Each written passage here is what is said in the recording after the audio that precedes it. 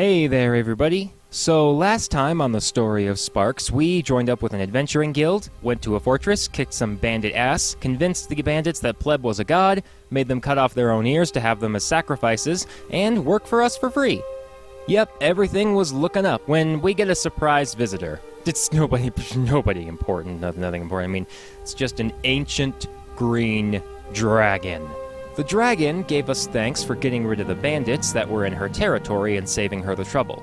Now she wanted to eat us because we were in her territory. Most of us just wanted to not fight the dragon. We had just gone through a huge grueling, well, not really grueling, but a long-ass fight, and we were tired and didn't want to do another combat. That's when Pleb and Loafus once again worked their, genius? With Pleb's high persuasion skills and Loafus telling him what to say, we were able to convince the dragon not only to not eat us, but also to work with us. We named her Nert. So, now we've got the fortress of Sunova Birch, a bunch of severed ears for payment, and a new green dragon friend. Not to mention all the slave labor. I mean, voluntary religion labor. Yeah. So what should we do now? Obviously, we go back to the guild and collect our reward like a bunch of good little adventurers, right? Wrong.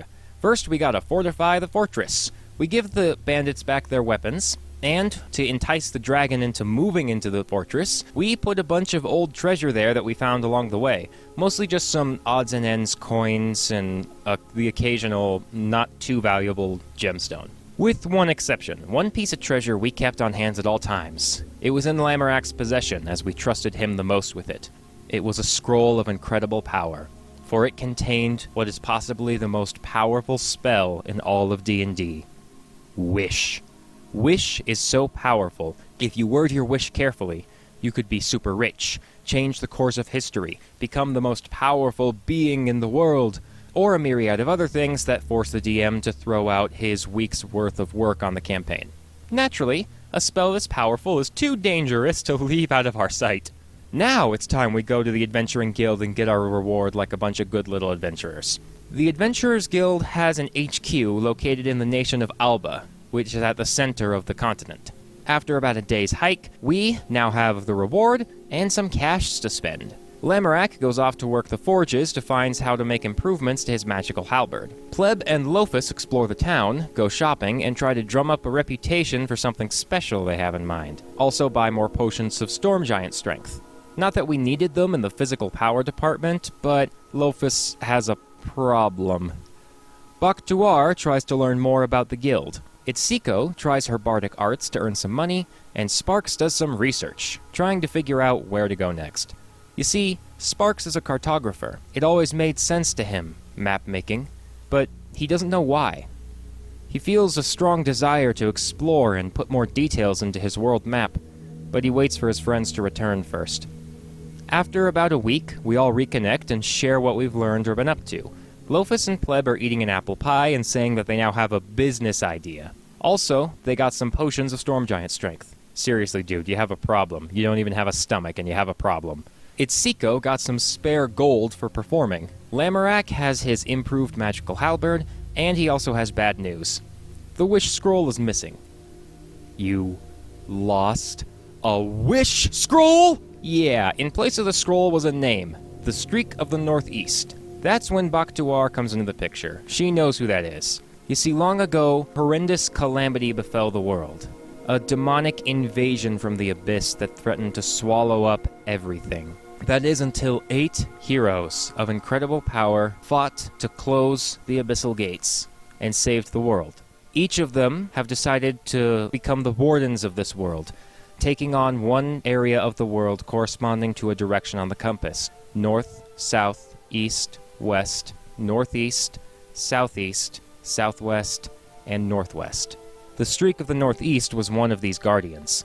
She goes on to say that after they established the guild, they drew more and more powerful individuals and adventurers under their banner, creating the most powerful military force in the world, protecting this world not just from outside threats like demons, but also from internal struggles.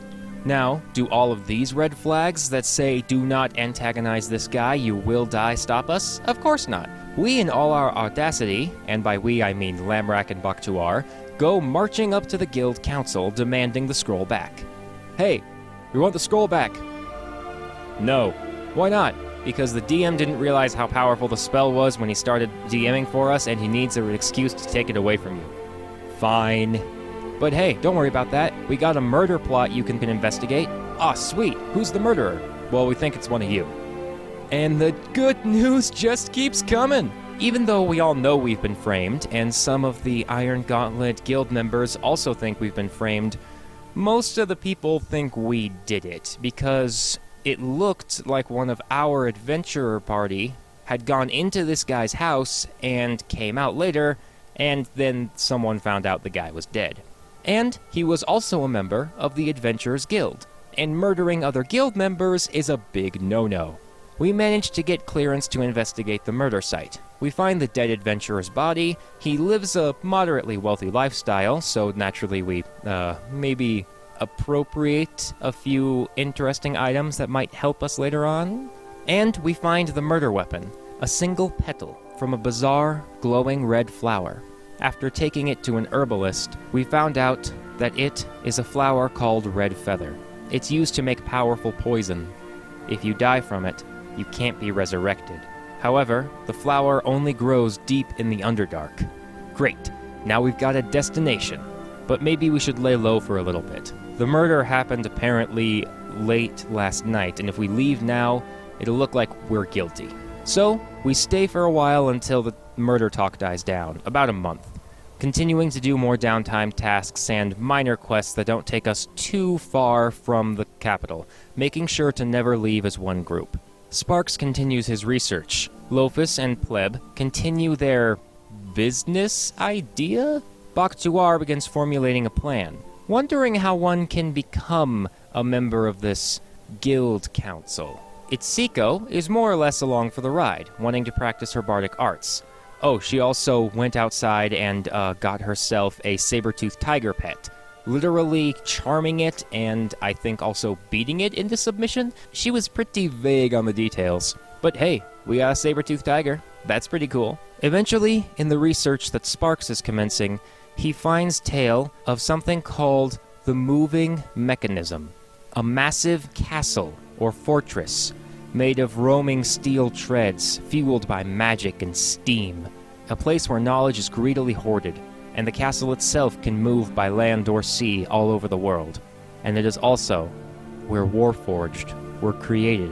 Memory comes into his mind, visions through the static.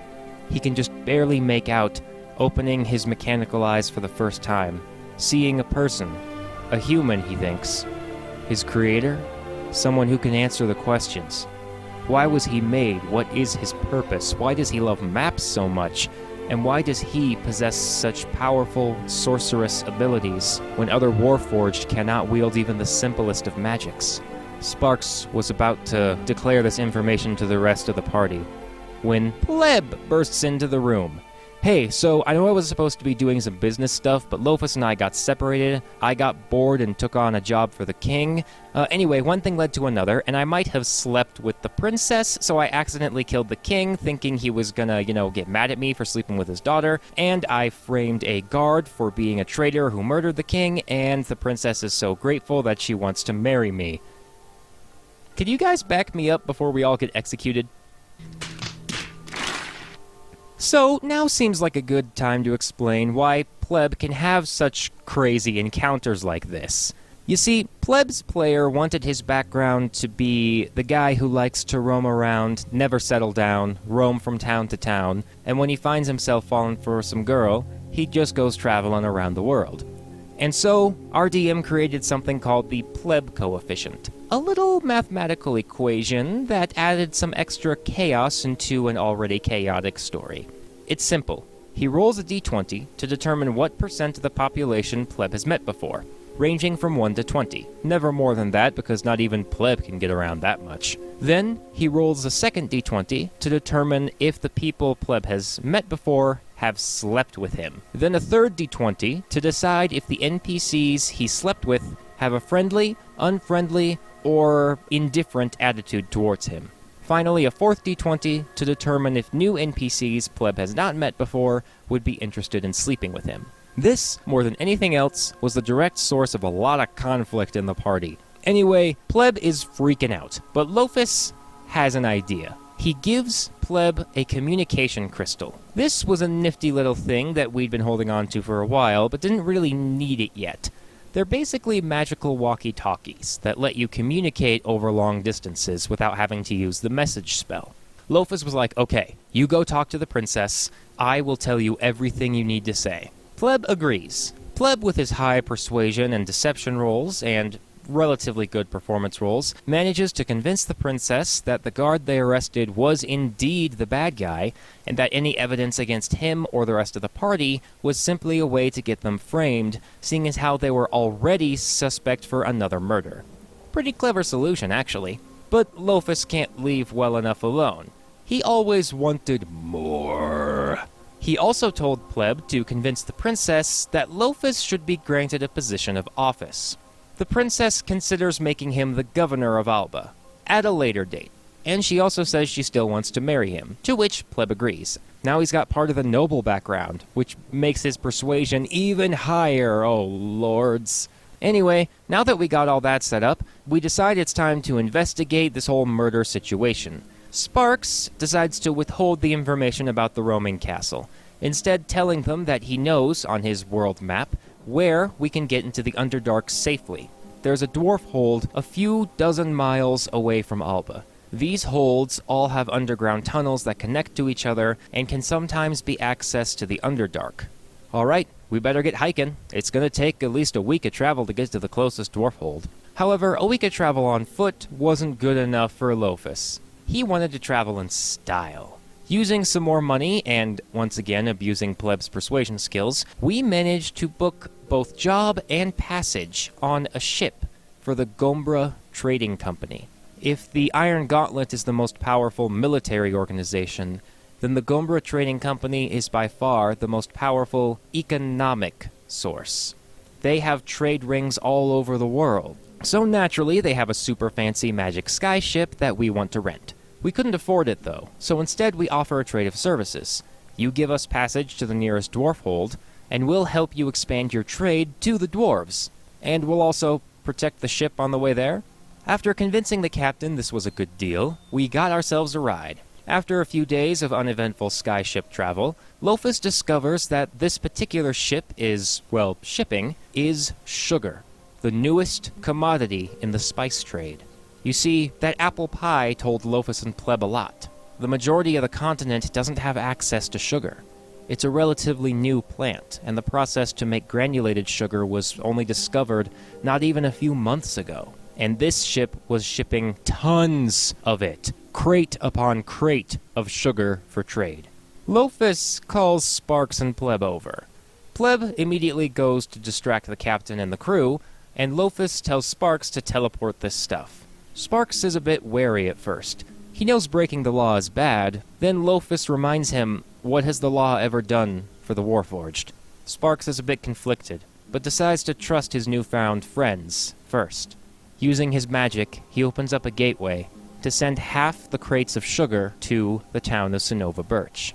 It was a good thing we did that when we did it, because it wasn't long before we arrived at the Dwarf Hold, and the entrance into the Underdark, and learning who framed us, and why. But that'll have to be for next time. Leave a comment down below about what you would do if you found a cargo full of spices, or if one of your characters accidentally slept with the princess. Check out my social media in the description to stay up to date, and subscribe for part 4 of the story of Sparks.